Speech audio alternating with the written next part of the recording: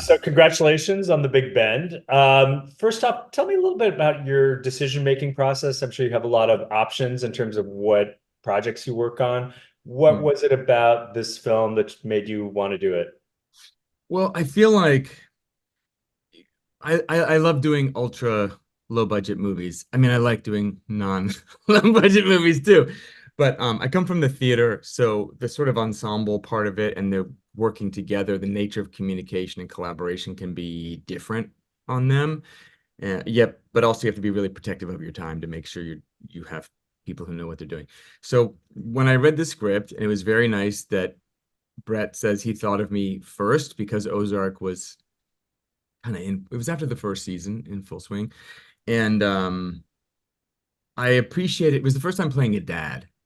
And I appreciated that. I appreciated, especially on the page, what he was trying to go for in terms of um, tone, relationships, humanity.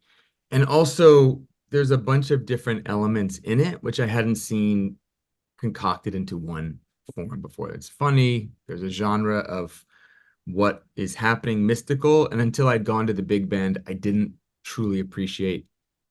And I don't even want to, I'm not going to be self-conscious about it. There's true energy lines there, Native American lines, cultural, like there's true energy there that I thought they captured well in the movie. So yeah, Mm. it was, you read those things and you're like, okay, if I'm going to go spend, even if it's 2.5 weeks or whatever it was, in this case, in the far desert that's hard to comprehend, um, it better be good, and I better be willing to go on this adventure, you know? Sure. So that sort of leads into my next question. You play a father who loses his daughter in the desert. Hmm. Um, what sort of headspace do you have to get into, and how do you do it to inhabit a role like that where something, I mean, especially something you maybe not have an immediate connection to? Yeah. I mean, it's really easy being the godparent to lots of kids, but as a lot of our friends say, like, it's great, and then they go home, or you get them for a weekend and then they go home and you don't have to deal with the super. Um, the big thing is he's carrying this secret, he and his wife, the amazing Virginia Cole, who's a friend. Um, they're carrying this secret that he has pancreatic cancer and that he's you discover later what he's trying to do as well. I think I definitely have had friends and nurse friends through uh, illnesses and watched that and found the humor in it. I think sometimes, even though he thinks a lot, and I'm a very contemplative person, I think I appreciate the joy that we found also, especially with Virginia. So finding the moments of simplicity and truth, which is always important to me. Stupid things drive me crazy. I know people talk about no coffee in the coffee cup or clearly nothing in the suitcase. I have a dumb one. Thank God I get to brush my teeth in it where people brush their teeth, but there's no foam. So I appreciated that and going into this headspace of having a secret but loving people. I guess it's about trying to be present. We do this all the time. We try to figure out how to be present every day as much as possible, especially after somebody dies or something. And it's just hard work. It's just like a diligent work. So I think that was probably a little bit of my focus is try how to take it in while being distracted so much about, the secret and can I end my life so they can get insurance money. Mhm. Uh, yeah, it was a very welcome, heavenly, though not easy place to live in, but that's why I'm an actor and that's what brings me the most joy. What was the most interesting or rewarding scene for you to shoot in the film? I think there's two. Um, there's so much that I love, but there's two that really come to mind. One is, of course, something genuinely magical happened, and there's a scene on a cliff very high up that's not CGI. It's very real, where I'm trying to take my life, and so that the kids can get and my family can get insurance money.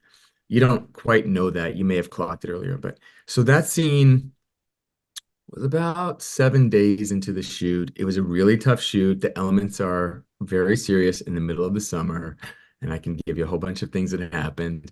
But we weren't making our days at all. And that was a magical day where it was beautiful outside. And I think, and Paul, I like my camera ops a lot and my DPs. Like I like when you have access to them and it's kind of a personal relationship and a trust exercise in a way. And so we're up in the cliff and Paul Atkins, amazing DP, camera up.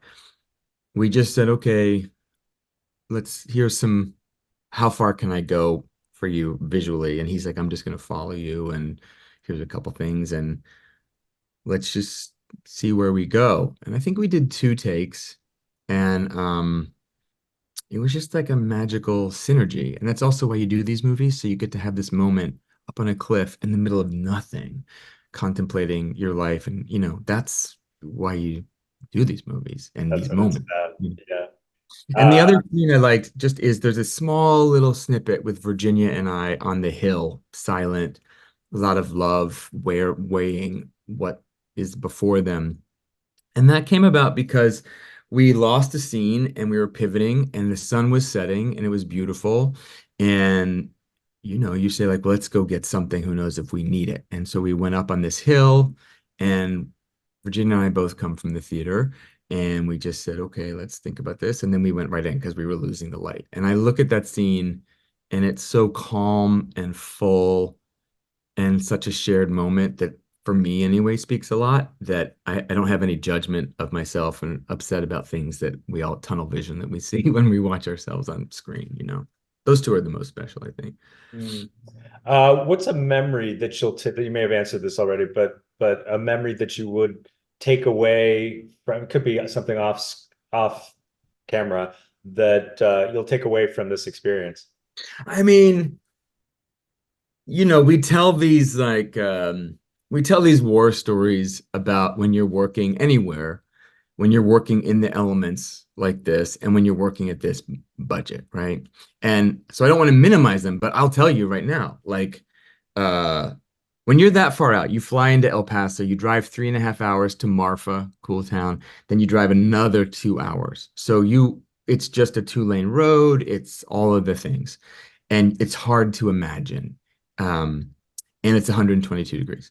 So there's no light, there's no cell service. So communication is really hard.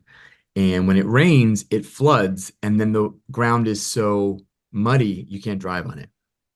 So that happened. And so that happened. I had a baby scorpion in my bed Oh my that God. someone said, like, check your sheets. And I was like, okay. And then I did, and I was like, shit.